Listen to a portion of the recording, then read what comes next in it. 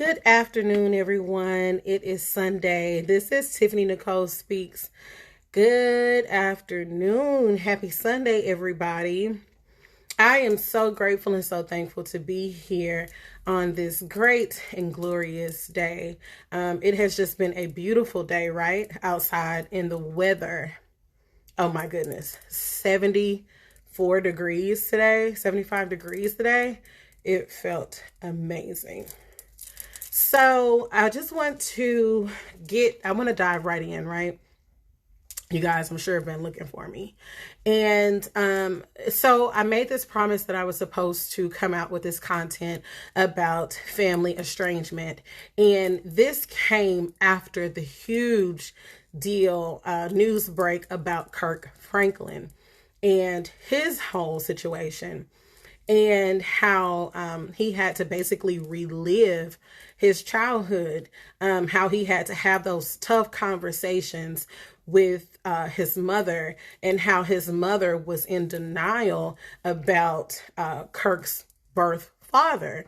And so he had to relive all of that. He had to humble himself of many a times and call his aunt an aunt when, indeed he looked at her on a first name basis. And so I'm sure that a lot of us, especially in the African American culture, can relate to this type of family hardship, or this, family estrangement, just this bitterness and this anger and this resentment that you feel about a family member or a loved one. And it can be really hard on you growing up and maturing into the person who you are today. It can be extremely hard. I know that for a lot of us, we have dealt with family issues. We've dealt with family members being upset from other family members, and that it was, a situation that stemmed from 15, 20 years ago. And a lot of times, a lot of us at 15, 20 years ago were just children or young children at that. And so when you're growing up, you're not really knowing all of this until you become of age. And then you start to look around like, what's wrong with Aunt Deborah? What's wrong with Uncle Joe? Why aren't they talking? Why are they always upset with each other? And so just that constant, as we get older, we start to learn and hear about what happened, all these different family tales and different sides of the story. And then you're just kind of left out there to use a good judgment and, or to see for yourself exactly who that person is. And so that can just be extremely tough for a person. And so, I just want to start off by saying that, this is just my tidbit, right, on this whole family estrangement situation. And what we know about family estrangement is that family estrangement is basically a loss, right? It's a loss of a family member. It is an absent member, whether you say, I'm not going to that family gathering this year, or you say, I don't talk to Uncle Joe anymore. I haven't talked to Uncle Joe in 10 years. Just that is what you call family estrangement. And so we have got to first acknowledge that there is family estrangement within our families. And I think a lot of times, we have normalized it, and we just learn how to function in a not so functioning situation. And so we first have to address that there is even a malfunction, that there is even family estrangement present in our family, in our circle of people. And I think once you realize that, the next step would be like trying to understand and internalize exactly where this hardship came from. And a lot of that stems from our past. If you think about it, generations and generations ago, our ancestors fought this fight, and and we were torn away from our families. We were torn away from our daughters and our fathers, and we were used, and it was just a really, really horrible time for African American people. And so we have built on dysfunction. We are built on dysfunction.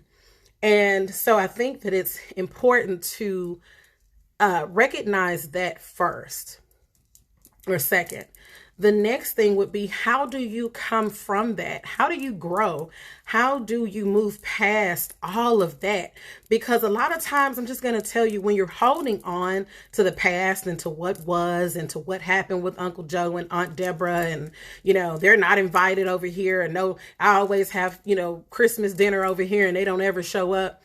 A lot of times when you're holding on to all of that, it's not hurting them, it's hurting you, because ultimately you're the one that really wants to have that family gathering. You're the one that really does want to bring the family together. So you have to think about that. If it's placed on your heart, 9 times out of 10, you're going to have to be the one to initiate that. And I know we don't always like to hear that, but God knows exactly who he has created, and he has assigned you a specific task. So I think that you have to let a lot of that stuff go and not hold on to what someone is saying, what someone is thinking. What if they don't show up? You just have to do the right thing, what's morally right. Do what's placed and put on your heart, right? And, oftentimes I'm going to say what helps me is that I don't think about myself. I think you have to be selfless in this life. And so I think about my children whenever I'm planning something, or I don't think about the fact that someone in my family may not show up, or someone in my family may be like, well, I didn't get an invitation. I don't think about that. I think about putting it together. I think about spreading the word, however I decide to spread the word. And then whomever wants to come is more than welcome to come. And then if they don't wish to come, I'm okay with that. Hope to see you at the next one. And so you just have to keep that motivation. It's really about your happiness.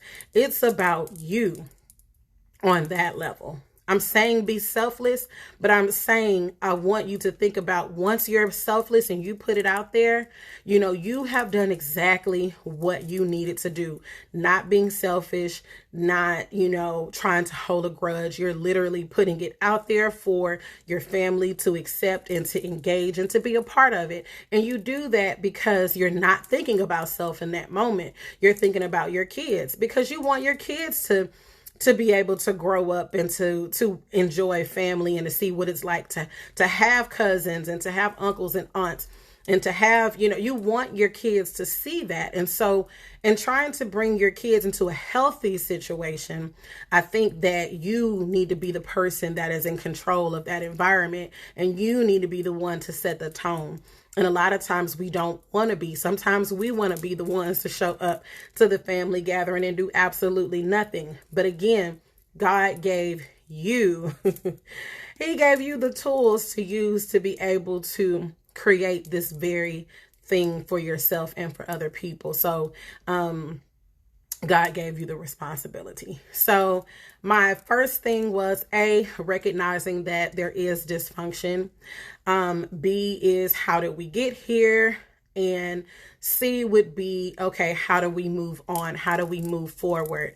And, as I said, not harping or holding on to the past really does allow you to grow. It's really an experience that you would learn to appreciate if you just press forward in your life and not even look back. Not look back to what was, not look back to the past, to the family drama, not engage in talking about the other family member to the other family member, but simply setting the tone and controlling the environment. And I think once you're ready to do that, because, watching this video, what this tells me is that you don't want to participate in the family drama and the toxic behavior. So if you don't want to participate in that, then you have to be the one to set the tone or to lead the pack. And so oftentimes, like I said, it does come with a responsibility, but it can be very rewarding. So anyway, this is just my little tidbit.